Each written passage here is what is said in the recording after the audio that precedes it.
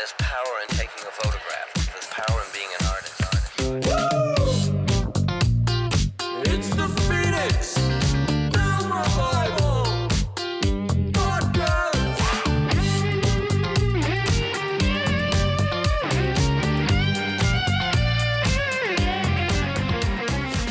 All right. Thank you for joining us for another episode of the Phoenix Film Revival Podcast. I'm your host, Daniel Yannicone. And today we have with us Connor. How you doing, Connor? Good. Thank you for having me. Yeah. So, Connor, tell me a little about yourself. We've been featuring you as a patron of the month, or rather the photographer of the month, and sharing your work on our Instagram and on social media. But yeah, tell us a little about yourself. Yeah. Well, first off, thank you for featuring me. My name is Connor Greenawalt. I am a Phoenix native, born and raised, originally from the East Valley, kind of Gilbert area. Went to high school out there, went to college over at Grand Canyon University for digital film production, and then eventually kind of found myself in traditional film photography about 18 months ago, outside of, taking a point and shoot to a concert or a festival.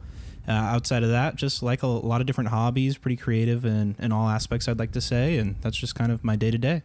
Awesome. Well, I dig that. What do you do for a living? So my official title is instructional designer, but really I help within an electrical contracting company called Rosenden. I help create videos, photography, teaching metrics, LinkedIn learning videos, all for anything electrical contracting, from safety to how to install PVC pipe, how to bend pipe, this, that, and the other. I don't have an electrical background, but I do a lot of that photo and video. Oh, that's cool. So you're involved with it, both in your profession and kind of on the side. You Yeah, shoot film absolutely. and do photography and stuff for a living. So that's awesome. Mm-hmm. Cool. Let's see. Let's hear about some of the hobbies that you like to do. So right now I'm kind of pretty obsessed with, I got a 3D printer a couple months ago. So I've been 3D printing all sorts of things, mostly Dungeons and Dragons related. I have a good group of friends that we kind of started up about 16 months ago, and I've just dived deeper and deeper into it. And so that's kind of been my go-to is printing stuff and then painting the miniatures, getting the campaign together, having that go on, hiking, digital photography, film photography, this, that, and the other. I was really into doing kind of digital artwork with After Effects for a while, but as the pandemic and you sit at your TV or your screen every day, I just needed something to get out a little bit more compared to just looking at a computer all day. Fair enough. Yeah, I was hiking a lot for a while. Mm-hmm. And it's nice to get outdoors. It's a little hard when it's this hot now. Absolutely. Temperature here just sucks. Stacey and I just went on a walk last night, which was really nice. Mm-hmm. I was like, oh, you can actually go outside. Yeah. But it would be nice if it was a little cooler here. But The end is near, hopefully. Yeah. Oh yes, yes. I can't wait for it. I don't know that I've really done much with Dungeons and Dragons, but I've seen it on. Part of it was, inspired by Stranger Things, and we kind of sat around and talked about it. I'm like, why not? And so it's really fun because you get people together and you just kind of enter this make-believe whatnot, and you just sit around with your friends, and half of it's on the computer, half of it's in front of us, and it's really just something to disconnect. I think that's what we really use it for, and we have it for a monthly get-together, so now you're like, okay, once a month, I'm going to get with my friends, we're going to hang out, have fun, not really care. Yeah. I have a friend who was trying to get me into it. I'm like, that sounds kind of nerdy, but he's like, there's beer. I'm like, oh, okay. Yeah. But I never got in with him, but I might have to do something like that. Yeah, I would encourage it. And depending on your group, as we kind of continue this interview, you'll see I'm not as technical as some people when it comes to anything. I just like hobbies for hobbies. So we're pretty fast and loose with it. So it's just to get together. That's cool. That's good to hear about. Get a little bit of background on who Connor is. So we're here chatting about film. Mm-hmm. What kind of got you into film? What was it that drove you to want to kind of shoot? So initially it was just kind of having keepsakes when I go to these music festivals or concerts. You have your phone, you videotape your favorite song and never look at it again. So that was kind of the foot in the door was, okay, bring a disposable, have that. If it gets tossed around in the dirt, it'll be okay, hopefully. Then about 18 months ago, maybe 2 years now, one of my good buddies and also a photographer of the month, Dino Jagger, he dived super deep into it with getting like a Mamiya 7. When we met the first day of college, so we've been good friends ever since. And he's like, you need to do this, you need to do this. So I brought it up to my dad, and he still had his original AE1 program from the 80s. And he's a collector of all things, so it was in great condition. He gave it to me in a couple rolls of film, and that was that. And so throughout 2021, Dino and I made a promise once a month to go on a trip for film photography, just to get the camera in the hand and stay familiar. And that was kind of that. And so that really led into it all throughout. I'd say last year was really my big deep dive into it all. Okay. So you'd say you'd been at least a couple years? Mm-hmm. Yeah. Okay. I've like I said, disposables were really the initial, but I would say about now kind of the 2-year mark of really having a true film camera in my hand and caring about it a little bit more than just pressing the button. Yeah, that's awesome. I've talked to quite a few people, and I've always asked, what is it that got you into film? Mm-hmm. And it's been a similar story. Usually your family member has a camera, and mm-hmm. you pick it up and kind of go off with it, and start doing your own thing with it. And I don't know, it's a tough question. It's like what draws you into film? Mm-hmm. What is it that gets you to want to actually shoot film, especially with the ability to shoot digital now? It's like you have to pay money to get it developed and processed and scan it, and you got to wait and all this sort of stuff. It's like, what's the drive there? But I guess it's just something that it's more tactile. Has a different feel to it. Mm-hmm. I guess you don't have to worry about disposable camera you spent mm-hmm. $20 on disappearing if you go to a concert or something to go shoot with it, which makes sense. Mm-hmm. But yeah, that makes sense to me. Yeah, film photography is amazing. There's so many different things that you can do with film and directions that you can go with it. Speaking of, you've kind of gone into trichromes.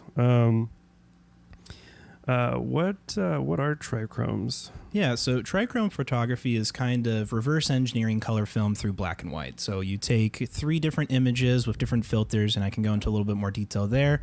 And then you put them in Photoshop and turn into RGB, red, green, blue, and then you kind of just overlay them over the top, kind of how your TV works. So there's the red, green, and blue channels, and then once you overlay them with a linear dodge, all of a sudden you have full color. And so that's really where I found that, especially in infrared.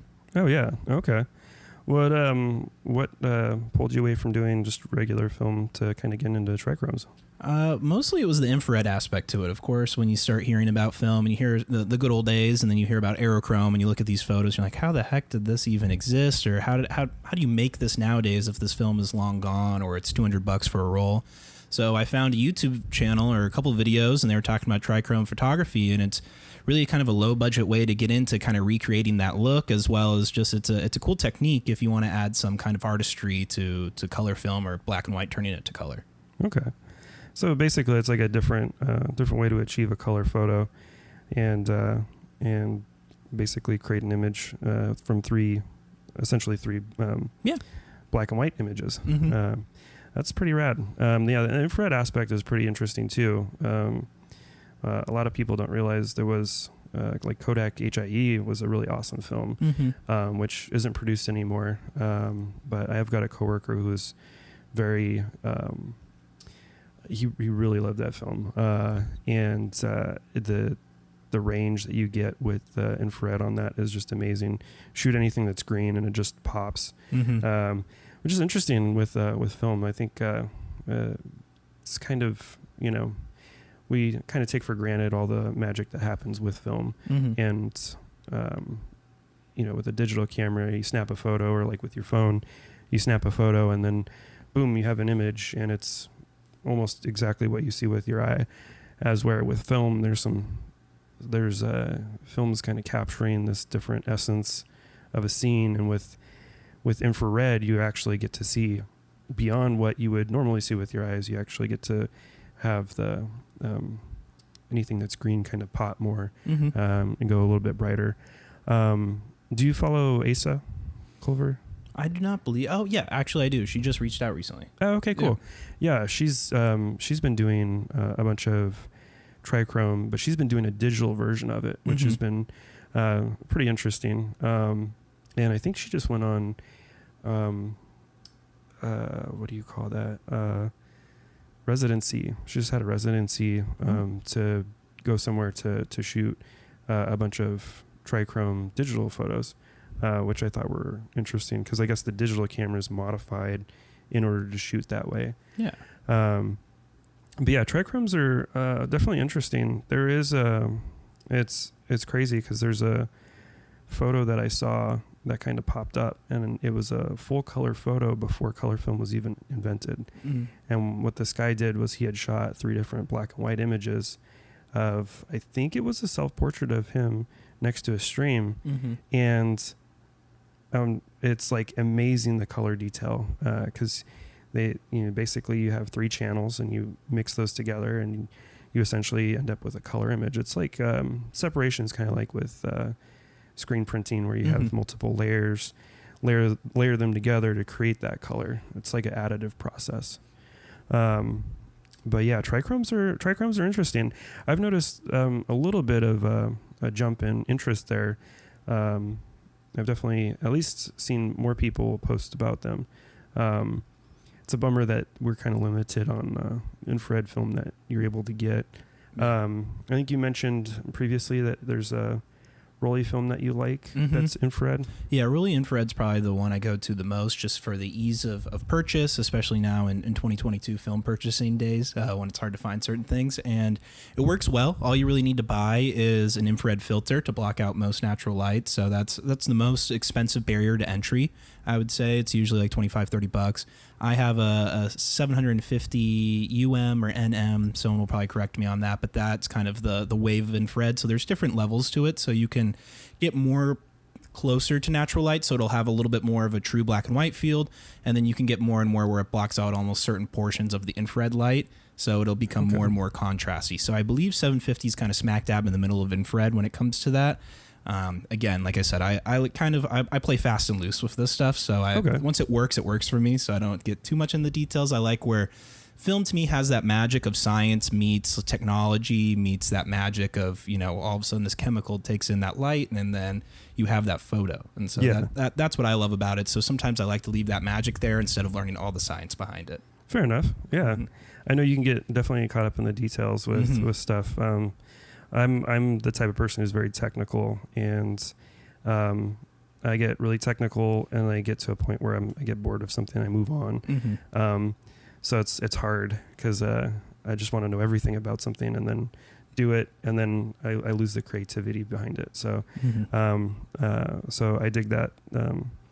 Yeah, trichromes sound really interesting. So as far as setup, it's really not too difficult to go down the road of doing trichromes. You really just need a filter, a program you can make your adjustments in. You're taking 3 images with 3 different filters. Is that correct? So yeah, so the process I use for it is essentially you need those RGB layers. So the red is your infrared, so you throw that on there. And then your G green, I've seen some people use a green filter over their black and white just for that, but I usually just take let's say a naked black and white with no filter on the lens. And then the blue is just a blue layer or a blue filter over the top. And what that does with black and white is it filters out certain lighting and whatnot. And then from there, what I do is I bring it into Lightroom or Photoshop, kind of clean it up a little bit, and then you just pretty much add hue saturation to it, turn it into a red cast. Sometimes you have to make it a little bit darker because when you're stacking that much light on top of each other, you give it a green cast and a blue cast, and then I believe it's linear dodge add on Photoshop, and then there you go. After that, the magic is made. In the camera itself, though, what you have to do is you take your kind of your true light metered, what you would take for a black and white with your green layer. So that would just be whatever the light meter tells you to do. The blue layer, they tell you to stop 1 stop down to get a little bit more light in there. And then for infrared, it's usually 5 stops down from your original light meter, or you can bracket and go from there. Usually I'll do 5 stops down and then 6, depending, just because I like sometimes a little bit brighter versus a little bit darker. Okay. How does infrared help versus using just like a standard black and white, like a Tri-X or T-Max or... So that's where the infrared really plays a part in there. So if you want to just do straight trichrome photography, you don't need to have that infrared filter, but you'd still need a red filter to do that. But the infrared itself is where you start getting your light sources from trees or plants, because chlorophyll is what is in plants and it refracts light. And so when you put an infrared filter on top of it, all of a sudden it looks like it's glowing because that's just the chlorophyll in the plant. So cactus, especially being blessed in Arizona, you can get pink or red cactus. Anything that's a plant, you can really get these really cool red colors. And so that's where aerochrome comes from, is it's getting the chlorophyll out of the trees, at least as I know it. Okay.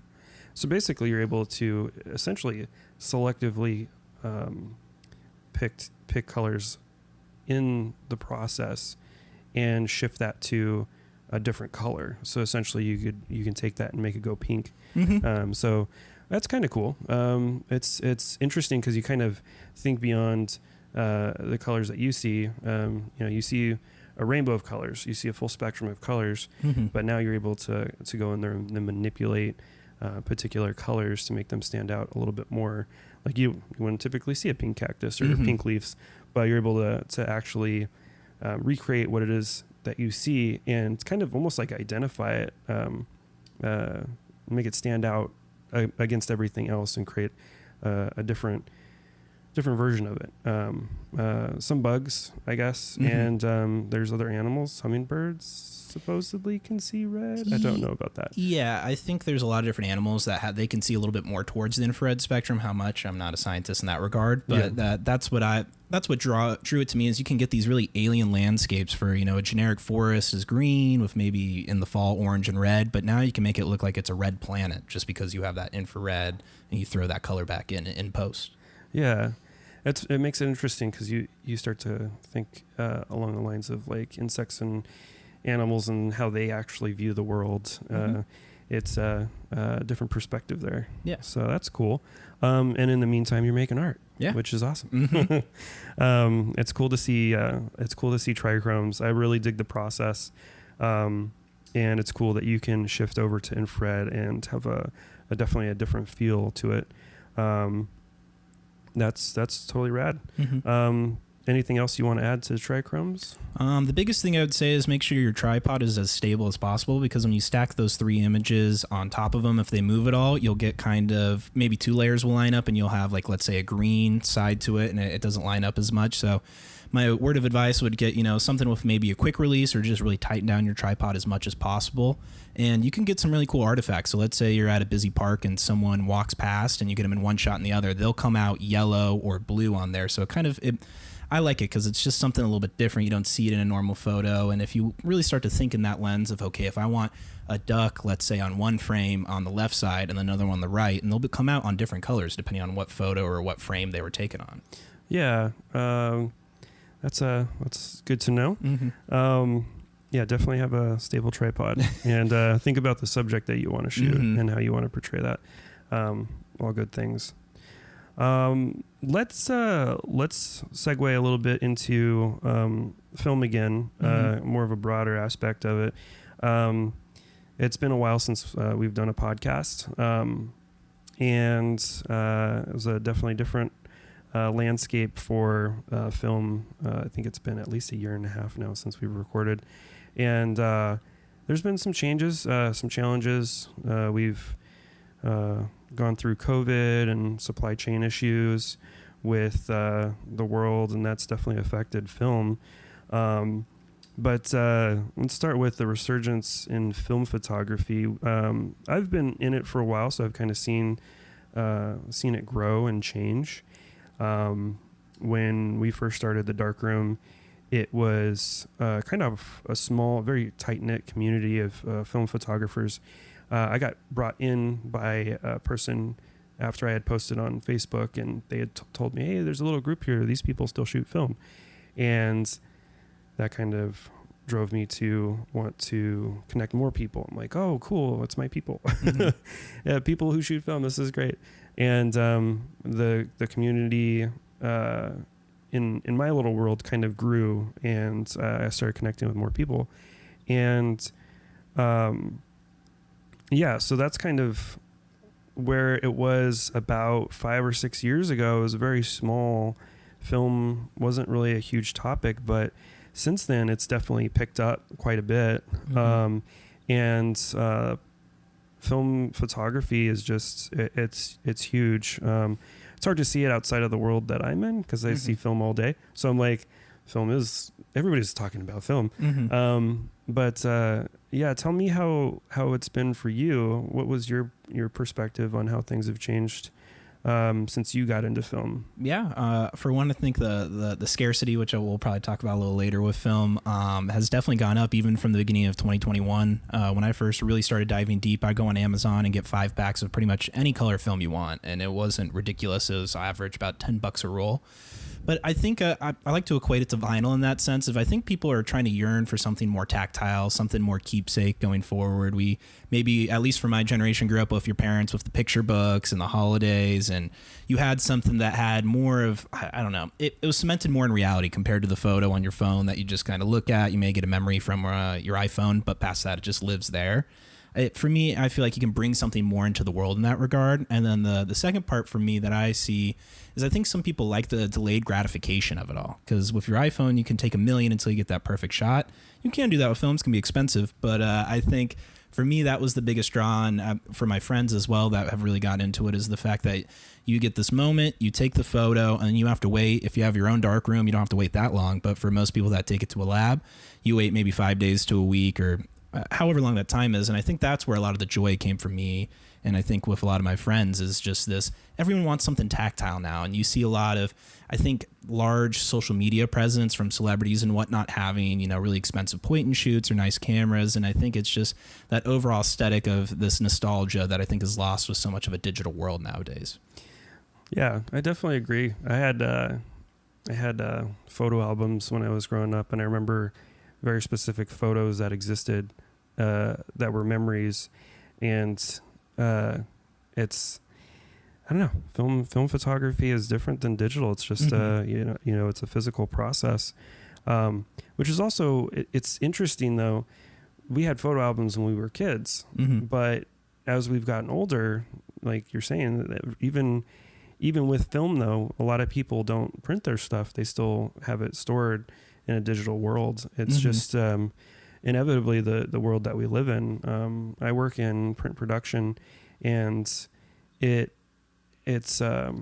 art world too is definitely something that interests me. Just how people buy and sell their work, and what the interest is in different mediums. We do reproductions of paintings, photography. And unless you have a really established name in that regards, you're probably not going to have a huge audience to like sell your work to. There's a Mangelson that we produce at my job, and he's a wildlife photographer. But he started out shooting film, and then he's transitioned into shooting digital. That's a little bit of a segue away from the topic of film, but anyways, it's the physical albums. Film photography is definitely a lot more tactile, more physical. It's just interesting to me. I've seen a little bit of it. People shoot film, but then we still live in a digital world that we want to share our work with. So it's kind of sad to see. It's exciting to see film still be shot in that whole process. I wish there was a change to more people physically producing stuff, even if it's a digital process, physical stuff. One of the things that's cool with Dino is he actually takes the time to put together these books that he makes and have a physical copy of your work, which I think is really important. And I wish more photographers would do that with their stuff, even if it's nothing that, maybe they're not trying to sell their work, but they should at least put it together in a physical collection.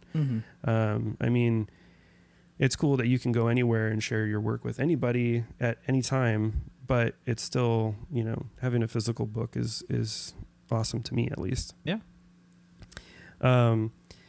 It's good to see that a lot more people are shooting film, but that does obviously pose some challenges. One is supply chain issues, and with COVID, that kind of threw a wrench in things. And a lot of people question, what is it that, why can't I get film right now? Why can't I get color film? I want to shoot color film. And I think, at least in my perspective, it's been a challenge for these companies to produce film and distribute that, but also keep up with the demand. And then also it's a huge risk for them. I feel like Kodak and Fuji, they all look at film and they're thinking way further in the future than we are. Mm-hmm. And, you know, this is something that we want right now, that we want to keep shooting. And they're looking at it going, well, we create what the future is. We're the ones that are manufacturing film, Mm-hmm. and we can decide to stop producing it altogether tomorrow. And is that going to hurt us as businesses? You know, in a sense, Kodak's shifted to manufacturing tons of different products. You know, I hate to say it, but like cheaper stuff that can be produced in different countries and then shipped to the US or elsewhere and then, you know, purchased. So, at least this is my perspective, Mm-hmm. just kind of viewing how things have kind of gone. But and same thing with Fuji. When Instax came about, I was like, man, they must be making bank because there's so many people that shoot these little Instax, you know, Mm-hmm. Fuji Instax cameras.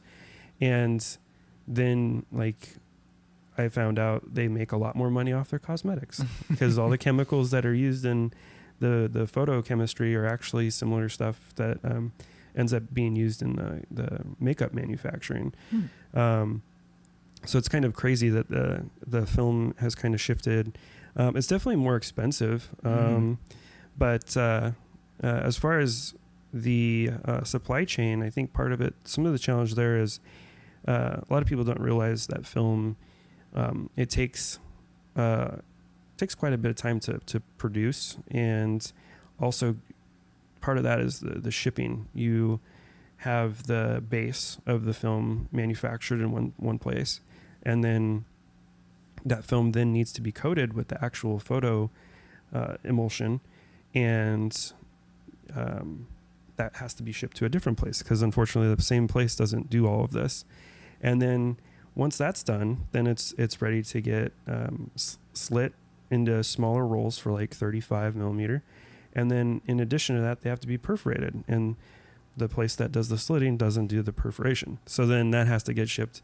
It's been shipped 4 times at this point since they started the process. And then the film then actually has to be shipped to go get packaged into the cassettes, and then the cassettes have to get labeled, and then they have to get packaged. And so there's quite a few steps in there. And then I didn't even mention the marking. You have to mark the frames. So all the frames are marked for the rebates. And that's another step in there as well. But the cost of shipping has gone up. So it's going to be reflected in the cost of film. And unfortunately, we kind of see that happening where the film has jumped up in cost, especially with inflation, with, you know, the rest of the world and our economy. But then in addition to that, it's, you know, the challenge of the supply chain and the demand. You know, is it worth it for Kodak to open up another manufacturing facility or improve their processes? You know, in my opinion, I question whether they look at film as a loss, and, you know, if it's worth them to bother with. I'm kind of concerned, obviously, but it's hard to look at film and see it and be like, this is a huge opportunity. So many people are shooting film. How come these companies haven't doubled down on film and got it out there? Like, you know, what was the last price that you spent on a roll of film? For an individual roll of something colored, it's anywhere from $20 to $25 for, let's say, Portra 400, which I think is kind of the go-to for a lot of people. That's painful. Yeah. Like I said, even in 2 years, it's almost doubled in price from where I was. Oh, man. I have a receipt somewhere. I think I shared it not too long ago. I spent $2.50 on a 24 exposure roll of Fuji C200. And I was like $250 a roll, and I only bought 10. Yeah. And I was like, wow, I spent $25. That was a lot of money. And it's crazy to think that just the jump in film costs in the past like 5 years. You'd think that the price would come down. More people are shooting, the demand's there, more companies would start to produce more. and then that would be more competitive and then drive the price down, like typically. Yeah. But that's how it's supposed to work when you're producing something. But film is one of these weird ones where you have to have a lot of equipment to actually produce the film. So, that's kind of my perspective on what we're kind of dealing with right now when it comes to supply chain challenges and stuff. But what are you going to do? I think another piece of it is my generation or people that are getting really new into film, they don't know what film originally cost back in the day. It's kind of when your parents were like, it was 10 cents for a gallon of gas. It's kind of, I think, the same thing where they can kind of set these prices now, and people, because they think of it as such a commodity, they will be able to just kind of buy into it and get used to whatever that new price is. But I've seen some good things. So with Euphoria, the show on HBO, the second season was shot completely on Trichrome. So Kodak opened a whole new wing to be able to produce that much. And I think I've seen certain movies start to go back to the traditional film making experience just to have that look, that noise, that quote unquote aesthetic of film photography, especially in motion pictures. Yeah, absolutely. I think motion picture is really what's saving film. Mm-hmm. It at least helps with these huge runs. And when you have a huge run of film being manufactured, you can still, put in another run of still frame photography and film, consumer film. But the movies and the shows are definitely helping with keeping film alive, I think. I'm sure Quentin Tarantino, his name is almost synonymous with that whole conversation when it comes to movie production. Not the hugest fan of his work. I mean, it's good. It's different. I like a few of his movies, but it's we need more people out there shooting film, and definitely, I would say it helps with like actors and celebrities when they promote film. It does throw a wrench in things when a celebrity will come out and be like, oh, I've got a Contax T2, I just shoot photos on it. And that's how I make pictures. And then boom, overnight, Contax T2, like it's $1,000 now. Yeah, it was like a $200 point and shoot, and then now it just quadruples overnight. So it becomes a challenge, obviously, with getting the equipment, which was another topic. Equipment popularity and hype. People getting that trendy photo. What do you have to add? I'm sure if you experience anybody that likes taking photography, motion pictures, video, whatever it may be, you've probably had someone, man on the street, woman on the street, or one of your friends come up and say, hey, that's a great looking camera. I'm sure it takes great photos. And you're like, I love that saying. Yeah. Yeah. Sure, the camera plays a part in it, but of course, I think most photographers start to get their guard up a little bit. Like, listen, I've poured a lot of time into this craft. It's not just the camera, but I think that's a big name brand to it. It's just like cars or anything else. When you hear about the name brand camera, Contax T2, this is a great point and shoot. If you know nothing, okay, of course, now I need to have this instead of knowing that there's thousands of other cameras. So I think it's interesting that some people really do want to go for those name brands to be in that part of the trend versus the overall photography trend, to say, okay, I have not only the coolest camera, but it's the most popular right now. Yeah, I mean, it's hard for me to wrap my head around it. I mean, I get it. It's, that sort of thing is going to exist with anything. I mean, you could be a skier and be like, oh, this new thing came out, this new board, or, skis or whatever came out, and, it's the cool thing to have right now, and everybody wants it. So hype is definitely an interesting thing when it comes to film. It was like that, I feel, before I jumped into film, or before I kind of really got back into film and the community. I noticed, like, with the digital community, it was a lot of gearheads. And, I was shooting on a camera, and it was the camera I'd been using for like 5 years, and I didn't just buy another camera because I couldn't quite afford it. I mean, I bought a Nikon D60 when I graduated from high school, and I bought the whole kit for $1,000. And at the time, for me, that was a lot of money that I had saved up. But I was living at home. I didn't have to worry about bills. So, Mm-hmm. so for me, that camera was like awesome when I first got it. And then, technology changes, and then, the next greater, faster, sharper, higher resolution camera comes out, and I'm like, oh man, I want that. But the camera isn't taking the photo. It's the person. Yeah. I mean, at that point, who should, it's like one of those things, like, why even bother being a photographer if it's not the photographer? Yeah. You just make the decision to take the picture at that moment. Everything else is set. Obviously it makes things easier, and I feel like the technology that we have makes things easier to be more creative. So that's a little different with the digital community.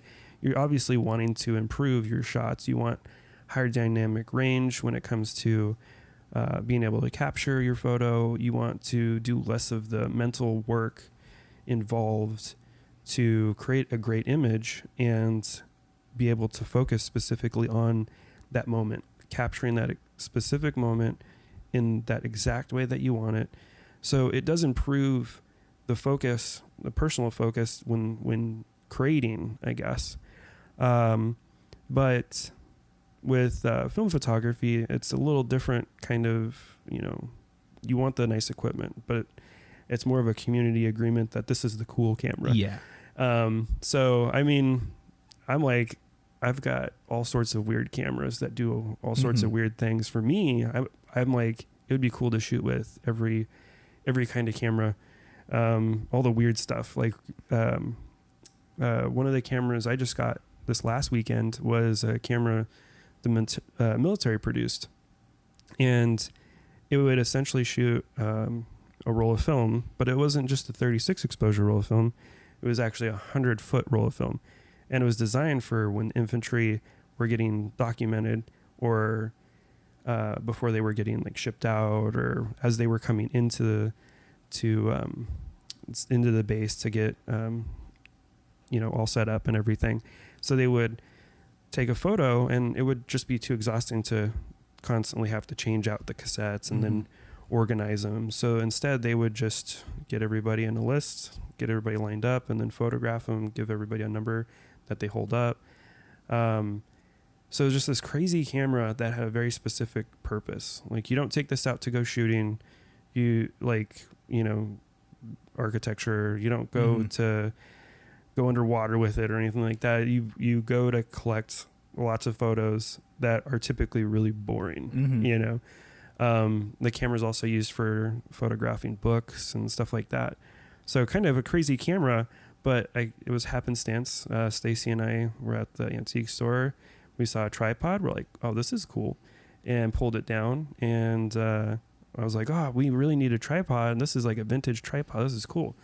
So, anyways, kind of I'm with you. The fun cameras, I think, is what really stands film apart, because digital is digital. You can get higher megapixel dynamic range, like you were saying, but film, that's the fun to it, is there's kind of this random, or I'd say more creative aspect in that regard. If I recently bought a 1999 like Pokemon issued camera, and it has a kind of a filter over the lens, so every photo you take, it imprints some Pokemon next to you, and it's not going to be sharp, but it's a lot of fun. And I think that's what I would encourage people, if you're wanting to get into film photography.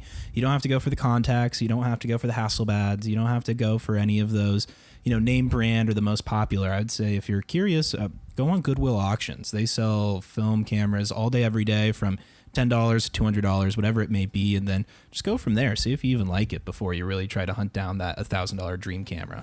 I totally agree. It is a challenge. You want to participate in a community.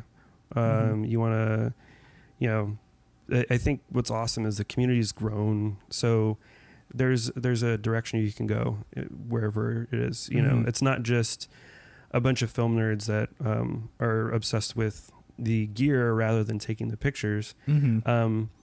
It's everybody has their own important part in the community, I feel. Yeah. And I had somebody come in with a camera, and it was like a pretty expensive camera. I was like, wow, you got a nice camera.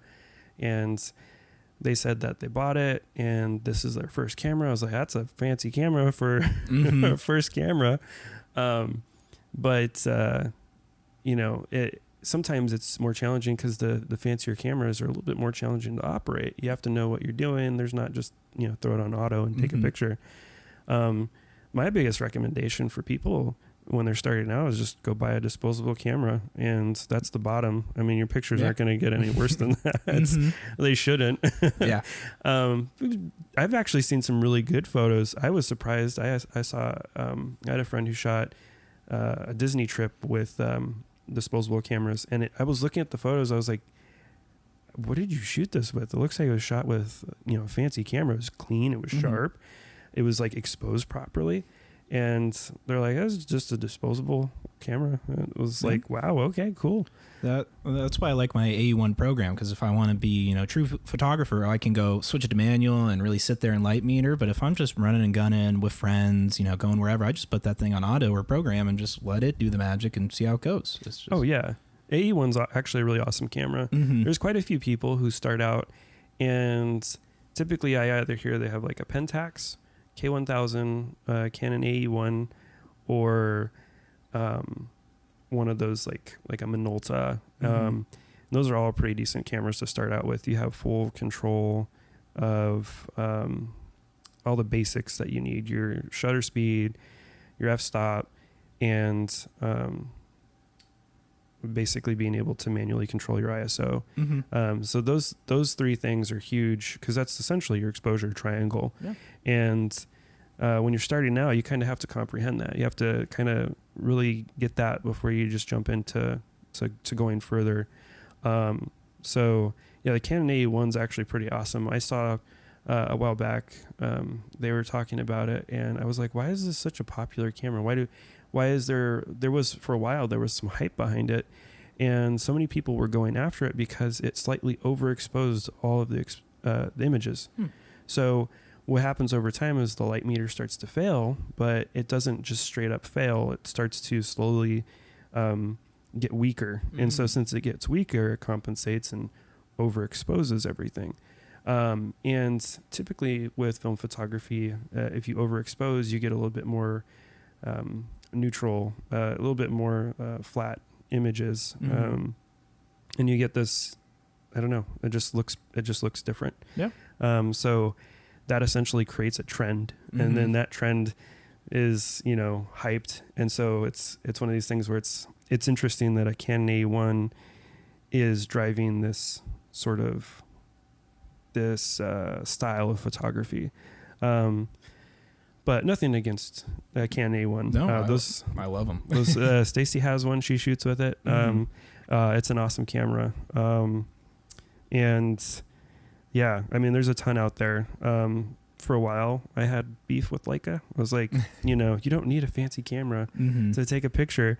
Like, everybody's so into Leicas. And then, like, it started to click a little bit more with me. And, realizing that Leica was essentially the first commercialized camera, and which Leitz is the parent company that manufactured it, and Leitz Camera Company turned it into Leica, which is those two things combined, and they manufactured the camera, and that was kind of like the first camera that went out to the public for people to start shooting.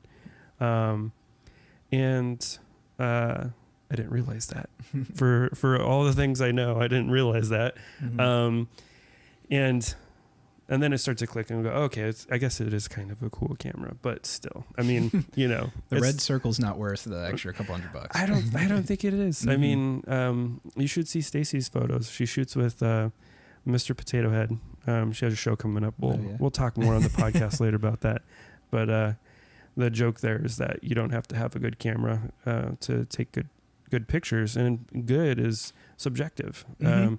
It's you can have amazing photography, but you personally feel like you don't have, like, it's not as good as it could be, and then in your mind you think your photography is garbage, or it could be the opposite way around. And it's good is subjective. That, like I said, with the trend with overexposure, also with film development, I was going to say, this is something I kind of wanted to mention for a while, is some of the labs don't process the film properly. And so what ends up happening is, or they don't color correct properly. And so you end up with this different color that looks like almost like green in some images. Or, you know, it just doesn't look balanced properly. And then that becomes a trend. For a while, I remember seeing a lot of photos that were like, had more of like a green hue to them. And it's like, kind of an interesting thing. And especially when you have influence, over, you know, amongst a community, and you start to like really hype certain things, you can start to hype a trend that is actually like something that's not proper, you know, like 800 teen gas stations, you know? Like yeah. Cinestill, Cinestill is like one of these things where it's, you know, where else can you shoot that sort of lighting? Yeah, Well, the you know, gas halation's station. pretty cool. It's for some people they love it. Others like, how dare you? You know. Yep. Yeah. It's which, you know, we can segue into that. Yeah, that particular film's interesting. Cinestill is or, you know, movie stock with the remjet removed. They've actually, I remember when 800 was pretty much the go-to, and then now it's 800, and then they also have, what is it, 400D? They just came with 400D, and then they have 50D. And then I think, so a lot of people don't realize that that stock is actually cinema film that's been modified, where the remjet layer that's on the back, that's typically used as a lubricant, and also anti-halation layer in film processing, or actually in movie production, that remjet layer has been removed, and then it's been repackaged, and essentially that's how kind of Cinestill started, whereas they were removing that, and then they struck up a deal with Kodak, and said, hey, can we just like get the film without the remjet? We'll just repackage it, and you know, we'll buy part of your run. And they're like, cool. And so then it transitioned over into a company that actually produces that without the remjet even added. Recently, especially with the challenges of getting color film, like we were talking about earlier, there's actually a few people that I know that have started respooling and bulk loading ECN2 stock, which is essentially what Cinestill is. You have the cinema stock that then is cut down to smaller rolls rather than being used for a large production run on a movie set. And there's a process that's not new. It's been around for a really long time, but it's a ECN2 process where remjet's removed in that development phase, and or development process rather. And then there's some other chemistry that's used. The bleach and the fixer are actually separated, as opposed to like a traditional home processing kit for color film. And the colors actually pop a little bit more. You have a little bit more dynamic range with that stock too. So it'll be interesting to see more people in the meantime shooting ECN stock, which is starting to become, which kind of blows my mind, but it's starting to become more popular because the development process is going to cost a little bit more, because you have to have that remjet layer removed. But yeah, the Quiet We're Dreaming, they produce some stocks that are essentially 500, 250, 50.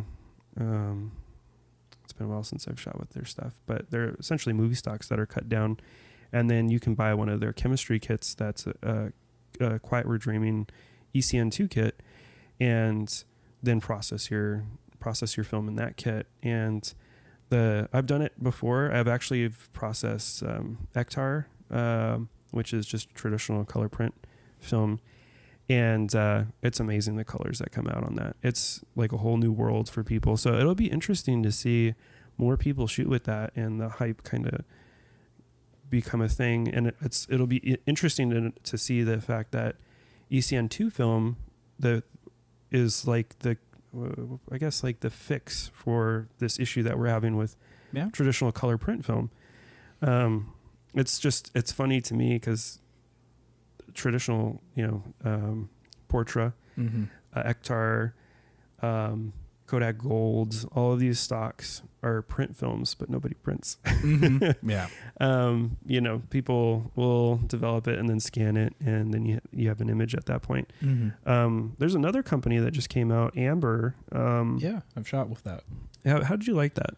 It wasn't as much on the 800T halation. I felt like it was a little bit more towards, I'd say, like normal colors, but it was good. It's a shorter roll compared. I think it's only 26 frames in there versus your usual 36. But I like that stuff. I'm all for the weird film. I think that's part of the joy in it. Is like lomography purple. You take a photo, you think it's gonna be green, comes out purple, or lomography metropolis, any of those, the bubble films, double bubble. I enjoy. I think that's something that's kind of cool too, because you get something straight out of the camera that's different than you would normally think, or it would take a lot of work in Photoshop or whatever it may be, and it just comes out that way.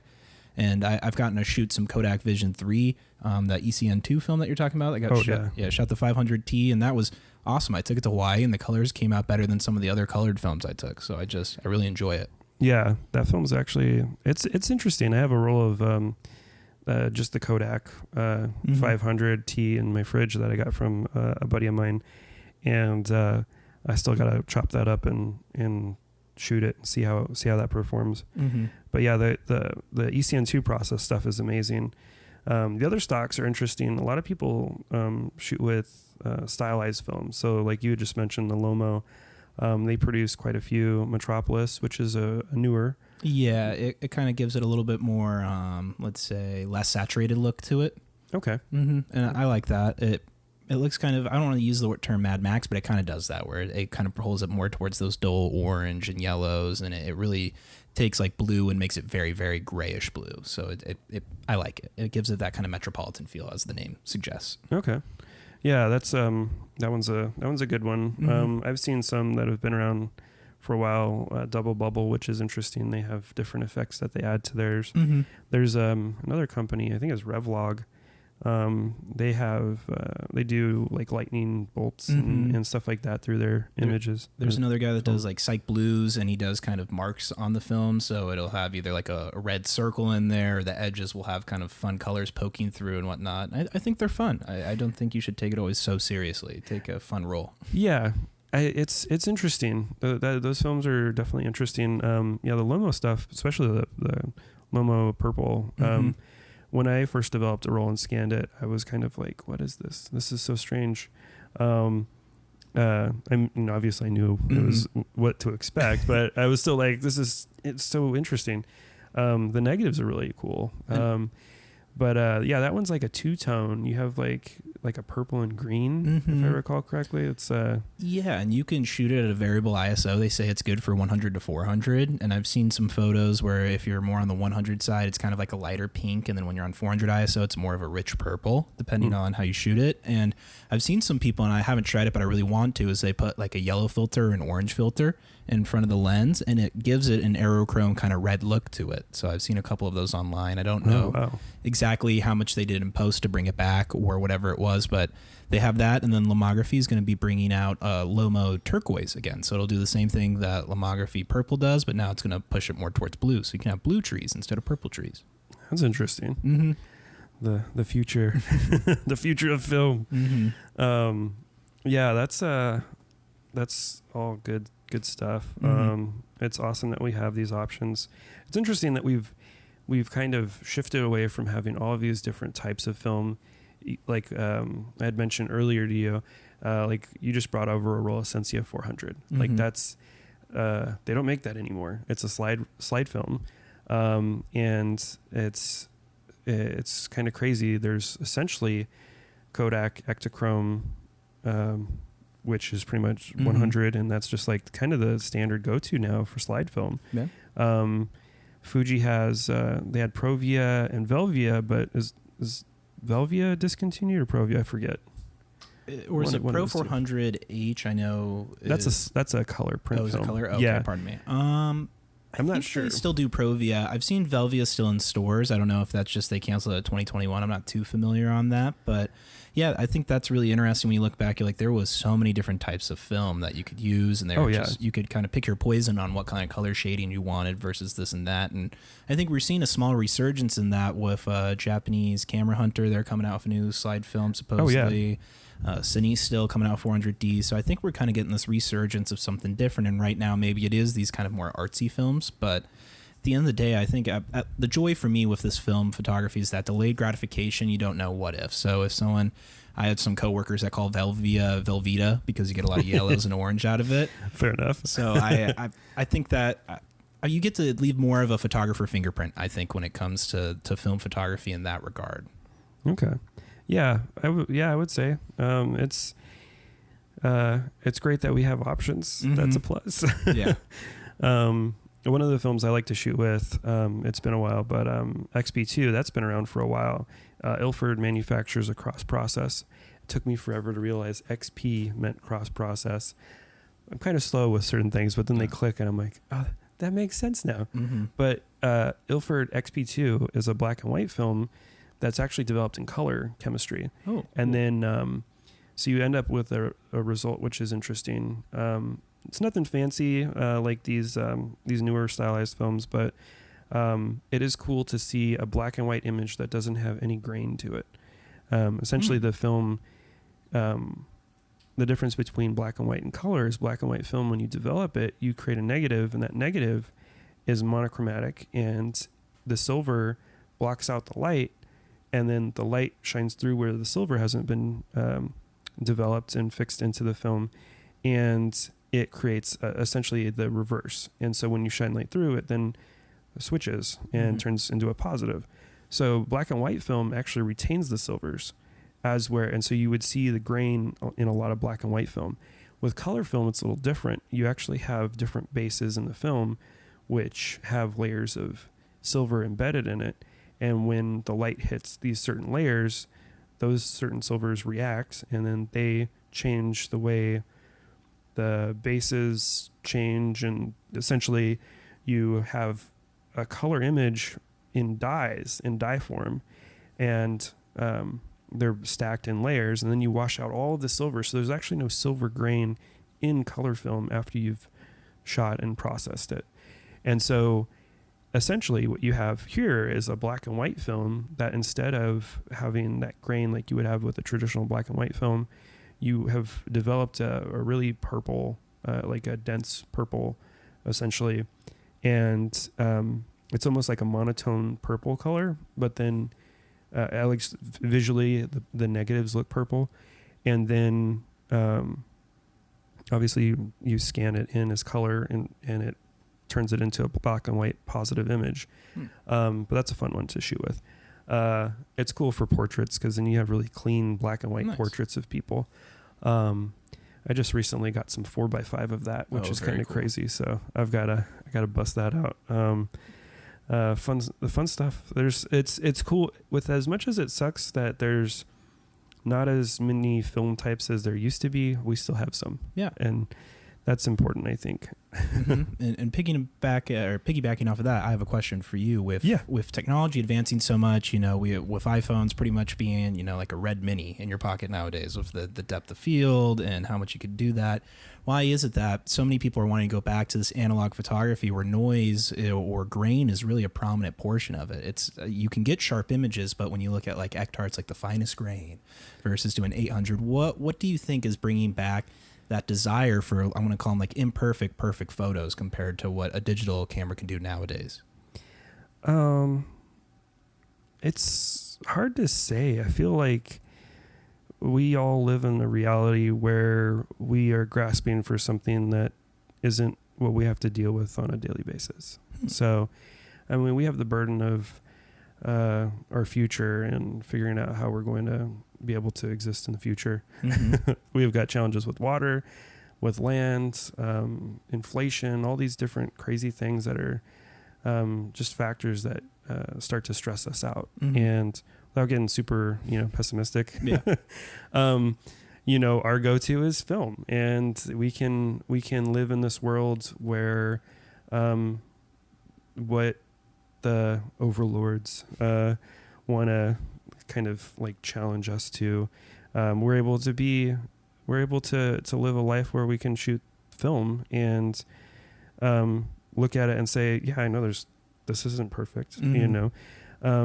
Plus, in reality, you know, shooting with I don't know. There's such a diverse group of film photography. There's the purists, and then there's the people who are like the opposite of that. They're like, I'm gonna load you know, a fancy camera with like, can you imagine like running some like terrible film through a Leica and then like what do you call it, souping like film that you've run through a Leica? I think that's just the most like ironic thing. I think it's the hilarious, but because you have like this fancy camera and then you have this like grungy film, but people are doing whatever it is that they want in regards to film, because there's just so many people in it, and it's so diverse that we've been able to have our own little groups and do our own little thing. So you do have some people who are purists. I have some friends who are very particular when it comes to film. It has to be clean. I'm like, why not just shoot a digital camera that has a clean sensor? Yeah. It's like, oh, it's you know, it's different. I'm like, how is it different? Like, you know, you could easily, they didn't have digital cameras back then, you know. As for somebody who's like as invested in film as I am, it's hard because I have my own opinions, but I don't want them to hinder the views that other people have. Like, and I'm concerned for film. I will admit that I'm concerned for film, just because the costs have gone up. We are at the mercy of the companies that manufacture it. I mean, there's tons of film out there, but you know, and the people will hoard film. I've got plenty of friends that've got fridges full of film, and I'll be like, can I buy a roll off you? And it's like, nah. Yeah. And then there's some people who are like, yeah, whatever. But I'm kind of like rambling all over the place. But as far as film is concerned, I mean, we can do what we want with film. With digital, we're having to manipulate it. With film, we feel less guilty because the result that you get with film, we can say, well, that was the film. That was the camera. Yeah. We don't have to be at fault for these things. But we can also call that art, and we can say that this is the art that we are creating. You know, it's the translation. A painter has this image in their mind, and they have to translate it through the paintbrush onto the canvas, and they have to say, well, this is what I wanted. And it's like, was that the exact image that you saw in your mind? Like, if it obviously not photorealism, but you know, is this the exact idea that you had? And like with film photography, it's like, well, this is what I figured I would get. You know, I took this picture and it came out like this. Concert photography has always kind of been like a weird one for me, because usually the lighting's terrible, and you're using a point and shoot or like a disposable camera, and I'm like, those photos are just not going to look great. But at the same time, it's not about them looking great. Who cares? It's about that little memory. I've shot some concerts, and I've been a little bit more on the critical, like getting a clean image, because I was shooting for the venue. But yeah, it's a weird reality with film photography. I feel it's kind of all over the place. And it might just be my perspective because I see so much of it. Yeah. But it's, you know, everybody has their own little lane that they stay in. And they find this little place they feel safe, and they do their own thing. For me, I'm just happy people shoot. Yeah. Back in high school, my class, I remember nobody was interested. And I was just like, why are you guys taking this class? I know it's an elective, but like, why are you guys taking this class if you're not interested in photography? But at the same time, like, I could care less about, I spent more time cutting mats than I did actually in the darkroom, because I was more critical of like all the other technical stuff. Like, I like trying different things. Like, I would try a different film, different cameras, different ways of developing it, different ways of printing it. All of that stuff before I ever master anything. It's all for me interesting. And, for other people, you know, there's some people that go out, they'll shoot one stock, and that's the only stock they shoot, and they shoot it through one camera. And they know exactly what they're going to get every time they shoot. They see what the camera is shooting, not what they see in their mind. And yeah, it's interesting. It's diverse. It's an art in and of itself. Yeah, I don't know.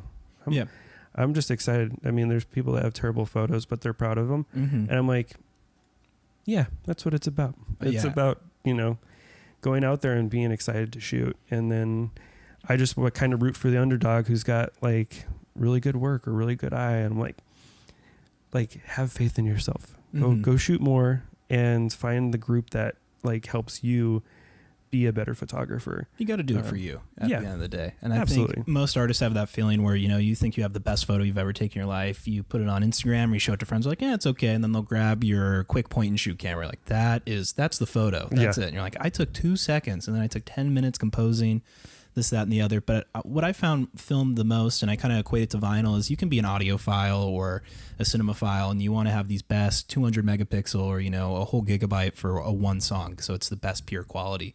But I think with vinyl and film, that grain, that noise, that static, it fills the room. It fills in that gap. It's not as black and white anymore. It has an environment to it that you can't recreate, or it isn't so realistic that you feel kind of unapproachable to it. I think there's kind of a dreamscape to it. When you listen to vinyl, there's that crackle. It fills the silence in the room. I think the film photography does kind of that same thing, where that noise, that grain fills in some kind of warmth that it's kind of undescribable in that regard that a normal digital photo can't do. Even digital noise, I don't think, can recreate whatever that magic is, again, of that filling the room with that film photo. Yeah, I guess the drive definitely is there. You know, it's two different things. It's two different processes. I mean, who was it? Minolta? Somebody, one of these companies. I think in the last 3 years, they produced this camera that had these little cartridges, and you put the cartridge in. The camera was digital, but when you go to shoot with that cartridge in the camera, it records with that sort of that sort of filter to it. And it was an interesting concept. They really hyped it up, but it's still separate, and it's still something that you just can't achieve with digital. I hate to say it because I wish I didn't believe it, but you know, technology is advancing. We're seeing a lot more stuff with AI, and just the other day I took this. It was like a survey, I guess, of this person who was cleaning up dust and grain, and it was essentially like, I don't remember, like 100 photos, and they were comparison photos. And you look at the two, and they were close-up scans of film. One had fake grain and dust and scratches and stuff. The other one had real dust and scratches and marks. And you had to tell which one was real and which one wasn't. And essentially, he was building this like AI generator to essentially emulate dust and scratches in order to remove that from film. And so the intent there is to actually remove these impurities that we seek in film, but also in the reverse, you could use that program to actually add that into digital photography. So it's interesting because we're moving in a direction where we have to start making decisions, and as film starts to increase further and further, the demand changes. So even if you're like, I'm going to shoot film to the day I die, I'll buy a roll of film, even if it costs $100, and it costs $100 to develop, and the $200 investment on a single image that I'm going to get out of it, I'm still going to do it. There's people out there like that. But the thing is, that's not everybody. And I obviously am just, you know, concerned that the hype isn't going to behind film is going to outweigh the costs, the long-term investment that people have in it. But I think right now the barrier to entry is still pretty low, though. It's a little expensive, but you can go to Goodwill and kind of get lucky. Some people are starting to resell a bunch, but you can go in Goodwill auctions. You can get a $10 point and shoot The camera, the film's probably going to be the most expensive part right now. Yeah. Film and processing, it's probably more expensive once you get done with that first roll versus buying the camera. The cameras are still pretty cheap. I think, I'm curious to see how long that holds on. I'm not trying to be a pessimist, but more so a realist and being like, okay, how do we transition into a future? What else is there besides shooting film? And black and white film, I think, is highly disregarded, which I think is kind of a bummer. I don't think enough people shoot black and white film and really explore the avenues of creativity, especially when it comes to like printing. You have the ability to be completely analog through that whole process.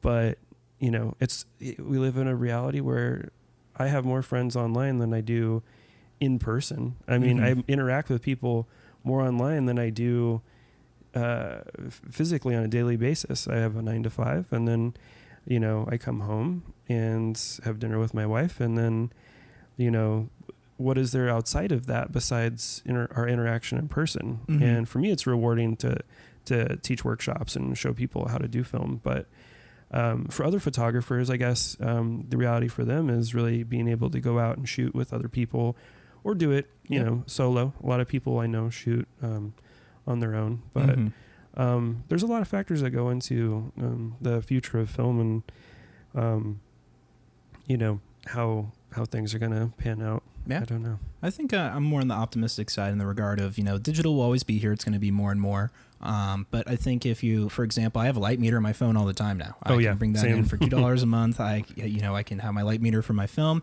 And then circling back to infrared and trichrome photography, you can do that with your iPhone nowadays. They shoot infrared. I found that out on accident because I know a lot of film photographers for Instagram, they like looking through the viewfinder. So I was joking around with infrared because if you look through it, you're not seeing anything. It's completely black because it blocks out all natural light. I put my iPhone up to it and it lights up red. I'm like, what the heck is this? Turns out you can shoot infrared on your iPhone. If you just have the filter, you can just hold it right to it. So I think there's going to be this kind of mixture. And like you said, you interact so much online, but it brings people out in person. I've seen through Phoenix Film Revival, you get 30 people out and do a walk downtown Phoenix and you get to do that. Or, you think you're the only person in your small town doing film photography and then you just do the hashtag, let's say, film Madison, Wisconsin. And then all of a sudden you find people that are into that and you meet people from you highlighting me this month. I've had 5 individuals reach out about trichrome photography. So I think there's a lot of optimists where digital can enable a lot of these old analog items that we have a lot of joy in. But yeah, it could be, you could see it attacking what is analog photography as the digital camera came to rise. We've lost a lot of film, but I think we are now in that perfect mixture of people are getting tired of just only digital. We live so much on our phones and computers. If we can find a camera that brings us out into the world, you can take photos in your house, but you're going to run out of subjects sooner or later. But you get to go out into the world, take these photos. If you don't know how to develop, you go to a workshop, you meet somebody, you take it to a store. All of a sudden, you're making these connections more and more. So I think photography has been really great for my social life, film, digital, whatever. It was just really, it brings people together in a lot of ways. I agree. I think that's really what drove me to kind of participating in the community, and kind of starting the lab too. Is just the being able to connect with people. It's kind of boring doing it on my own. I mean, as I would say, I'm kind of introverted, or at least I have been in the past. But once you start talking about film, I won't shut up. So it's I don't know. It's one of those things that it's great for community. It's great for connecting. I'm excited to see how things change in the future. Yeah.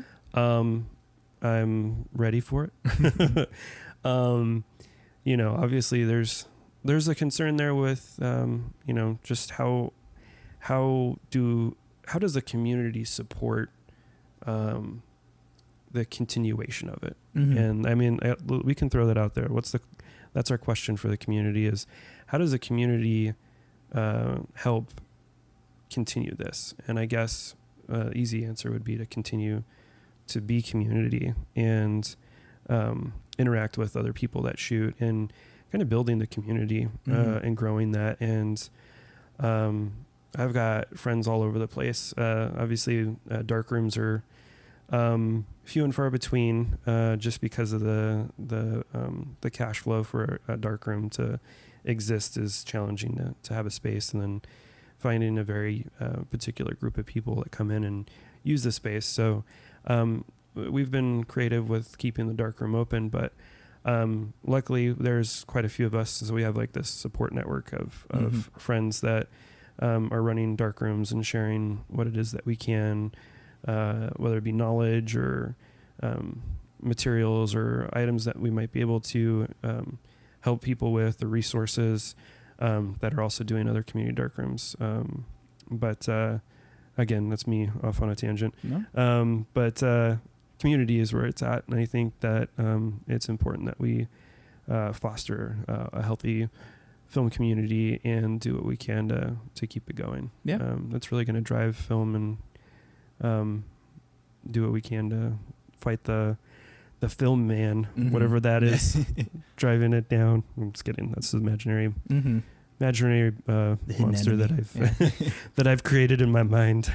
Yeah, if I could add one more thing to that kind of community thing. I know we're getting close to wrapping up, but if you're a new photographer or you're curious about film photography, don't be shy. I'd say get into it, dive deep. You know, black and white's cheaper to start off of. Ask people, ask friends. If you go to a film store and they're selling film, I'm sure they're more than happy to give you all the information and help. And if you're an existing photographer and somebody, you know, slides in your DMs and said, "What'd you use to shoot this?" They're not attacking your style. They're not trying to take it. A new member of the community is how you grow the art form, and that's how we get some, you know, films back into the world. The more photographers we'll have, I think that's really... It's on the veterans or people that are in it, whether it's 1 year, 10 years, to be the mentors and answer those questions. And then for the new people, don't be shy to jump in. And the journey to competence, I think for a lot of people, is the most fun part of learning a new hobby, of embracing the suck at the beginning, I'm not knowing anything, and then you learn little things along the way, and all of a sudden you can see these metrics of growth. So for new photographers, or if you're curious, dive in. It really isn't that big of a barrier to entry, and there's so many people that would love to help to teach you how to do this. And then on the flip side, if you're a veteran photographer, maybe, you know, give up that frozen roll of film that you've been holding on to. You know, if there's a Portrait 400 roll you're holding on to and somebody is new and wants to try it out, that roll of film will mean so much more to them compared to just sitting in your fridge. Absolutely. I couldn't agree more. It's community, and, you know, it's giving back what you got in the beginning. Yeah. Nobody starts out anything and is proficient at it. I can't name a single thing in my life that I've ever done that I didn't suck at first. So you're going to get on the bike, you're going to fall off, but it's, you know, getting back on, keeping going, and seeing where it takes you, and being open to suggestions. We get we get pretty discouraged sometimes in life, and it's hard. You know, we tend to compare ourselves to others, but we need to kind of change our perspective on that and see what can we benefit from others, and what can we give back to the community and others, and especially in regards to film. Yeah. So don't be afraid to print it. It can live outside of the digital space. Print, do the prints. Oh man, I could ramble on about printing. Yeah, we got to wrap up. Yeah. Well, thank you, of course, so much, Connor, for coming on. I appreciate your insight and your background with film photography and trichromes. Can't speak today. Trichromes are pretty awesome. Yeah. I'm gonna have to try them myself. It seems like a interesting process, and excited to share more this month on your work. If you aren't a Patreon member and you would like to sign up, you can snag one of Connor's prints. We'll be sharing which one that one is going to be pretty soon. Not exactly sure. Maybe we'll get this podcast up ASAP so we can get people hearing it. Hopefully tomorrow. Today's Saturday. Tomorrow's Sunday. Let's see if we can make it happen. Very cool.